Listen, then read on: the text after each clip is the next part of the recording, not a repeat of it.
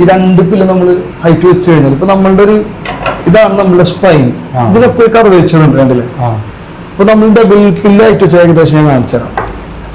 പിന്നെ കർവേച്ചർ നോക്കിക്കോട്ടെ, ഇങ്ങനെ വെച്ച് കഴിഞ്ഞാൽ നമ്മൾ തല എന്താവും, ഇങ്ങോട്ടേക്ക് ഫോർവേഡ് ആയിട്ട് ബെൻഡാവും. അങ്ങനെ വന്നു കഴിഞ്ഞാൽ നമ്മളുടെ ഇതിന് ചുറ്റുമുള്ള മസിൽസുകൾക്ക് ഭയങ്കര സ്ട്രെയിൻ വരും. ഇപ്പൊ ഫസ്റ്റിലൊക്കെ എന്ന് പറഞ്ഞിട്ടുണ്ടെങ്കിൽ ചെറിയ സിംറ്റംസ് കാണിക്കുള്ളൂ. മോർണിംഗിൽ ഇവിടെ എണീക്കുമ്പോൾ ഒരു പിടുത്തം പോലെ തോന്നും, കുറച്ചൊന്നും ഇങ്ങനെ ആക്കി കഴിഞ്ഞാൽ ആശ്വാസം കിട്ടും. ഇത് പിന്നെയും പിന്നെ കാലക്രമേണ ചെയ്ത് കഴിഞ്ഞാൽ ഈ ഒരു കർവേച്ചർ മാറും. അപ്പൊ നമ്മള് ഇരുന്നത്തൊക്കെ ജോലി ചെയ്യുന്നതാണെന്നുണ്ടെങ്കിൽ നമ്മളിങ്ങനെ മെല്ലെ അറിയാണ്ട് ഇങ്ങനെ സ്ലൗച്ച് ചെയ്തുകൊണ്ടിരിക്കുന്ന ഒരു ഇതിൽ പെടും. കാരണം ഇവിടുത്തെ കർവേച്ചർ ഫുള്ള് മാറും. പിന്നെ ഒരു അൺനാച്ചുറൽ ആംഗിളിൽ നമ്മൾ ഈ കഴുത്തിനെ പിടിച്ചു കഴിഞ്ഞാൽ ഇവിടുത്തെ മസിൽസ് അതുപോലെ തന്നെ ജോയിന്റ്സിനൊക്കെ ഭയങ്കര സ്ട്രെസ് വരാം.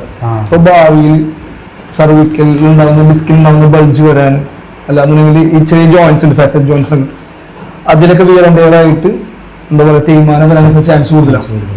ഇപ്പൊ disc bulge, cervical radical cervical pain, ഇങ്ങനെ റേഡിയേറ്റ് ചെയ്യുന്ന രീതിയിൽ പെയിനൊക്കെ ചാൻസ് കൂടുതലുണ്ട്. പിന്നെ വേറെ കാര്യം പറഞ്ഞിട്ടുണ്ടെങ്കിൽ ഇതിന്റെ ഇവിടുന്ന് കുറെ മസിൽസിന്റെ ഒറിജിൻ ഉണ്ട്. അപ്പൊ നമ്മൾ ഈ ഇങ്ങനെ പിടിച്ചു കഴിഞ്ഞാൽ ആ മസിൽസിന് സ്ട്രെയിൻ വരും, ടെൻഷൻ കൂടും, മൈഗ്രെയിന്റെ ബുദ്ധിമുട്ട്, തലവേദന വരാനുള്ള ചാൻസ് കൂടും. ഭയങ്കര സിമ്പിൾ റീസണാണ്, പക്ഷെ ഇതിന്റെ എഫക്ട് ഭയങ്കര കൂടുതലാണ്. പിന്നെ അതുപോലെ തന്നെ അതിന്റെ ഈ ഭാഗത്ത് കൂടെ തന്നെ നമ്മുടെ കുറെ നെർവ് സപ്ലൈ, ബ്ലഡ് സപ്ലൈ വരുന്നുണ്ട്. അപ്പൊ ഇതിലേക്ക് എന്താവും, ഇത് കുറയും.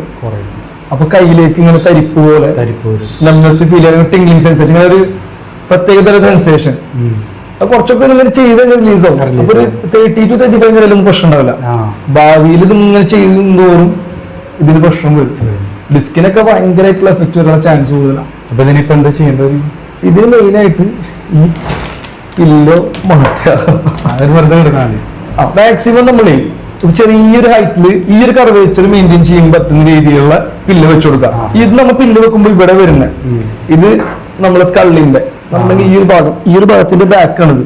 നമ്മൾ ചെയ്യുന്ന ഇങ്ങോട്ടേക്ക് ഫോർവേഡ് ബെൻഡിങ് വരുന്നത്. അപ്പൊ അതിനെ മാക്സിമം റെഡ്യൂസ് ചെയ്തിട്ട് ഏറ്റവും നല്ലത് സ്റ്റഡി ആയിട്ട് എടുക്കുന്നതാണ്. അല്ലാതെ തന്നെ ഭയങ്കര മൈൽഡായിട്ട്, ചിലപ്പോൾ അതൊരു ഉറക്കം കിട്ടില്ല, ഭയങ്കര മൈൽഡായിട്ടുള്ള ഒരു ചെറിയ പില്ല് വെക്കുക. അല്ലാതെ റൗണ്ട് നമ്മള് ഫോം ഒക്കെ ഉണ്ടാവില്ല, അതേപോലത്തെ പില്ലോസ് ഒക്കെ വരുന്നുണ്ട്, അങ്ങനത്തെ വെച്ചു കൊടുക്കുക. അല്ലെങ്കിൽ സർവിക്കൽ പില്ല് തന്നെ വരുന്നുണ്ട്, കറക്റ്റ് പോസ്റ്റർ മെയിൻറ്റെയിൻ ചെയ്തിരിക്കുന്ന ചെറിയ കാരണം കുറേ അസുഖങ്ങൾ. അപ്പൊ തിരിഞ്ഞെടുക്കുമ്പോഴൊന്നും പ്രശ്നമില്ല. തിരിഞ്ഞെടുക്കുമ്പോൾ രണ്ട് പില്ല് വെച്ച് കഴിഞ്ഞാൽ ഉണ്ടാവും, ഇങ്ങനെ അതെങ്ങനെയാവും അല്ല.